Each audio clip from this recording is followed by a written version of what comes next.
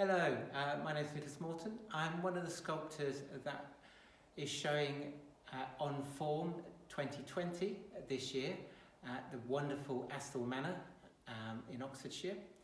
Sadly, the work won't be there on site this year, so we're coming from my studio, so you can get an idea of one of the pieces that I made site specifically for Astle to really feature their wonderful Windrush Valley.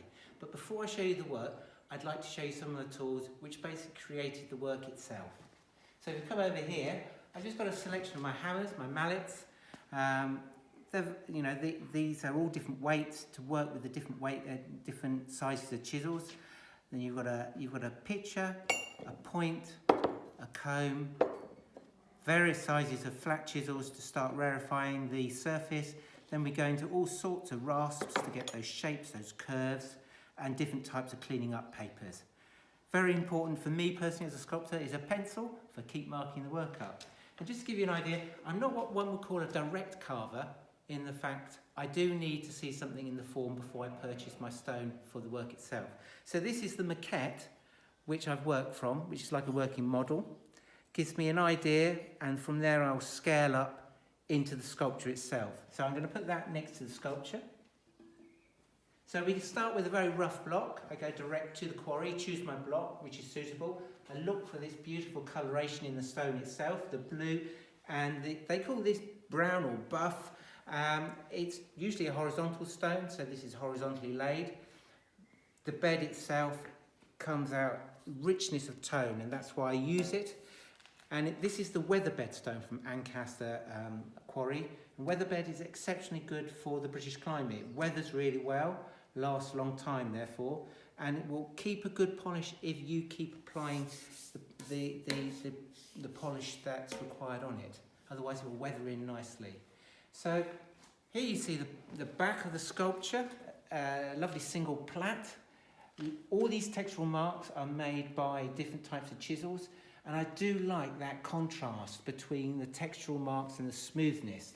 Very often some sculptors get carried away with over polishing, and I think that sometimes kills the surface itself for me personally. So I'm very much aware of using the stone for its stone's capabilities.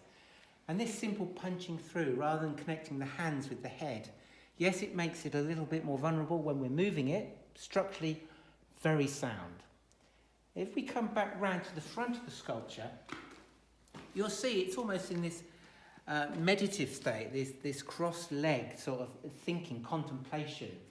It's called Catching Nature's Gift, and I wanted to reflect that in the Windrush Valley itself, that beautiful, for those of you which have been to Astle, it has that beautiful valley which goes down to the river, and it's so lush and green there, which just says how fertile the land is.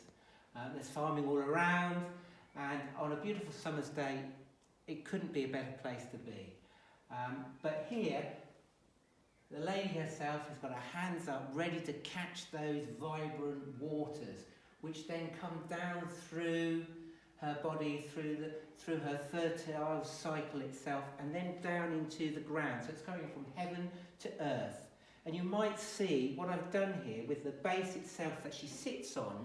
This is like the land itself, and underneath it's the blue of the water again. This water, this connectivity, this fluidity which comes from the sky to the earth. So I won't say any more. Thank you for listening to this little video, and yes, by all means, if you have any questions, do ask at OnForm. Otherwise you can contact me personally, but always OnForm first. Contact first at OnForm. Thank you for listening.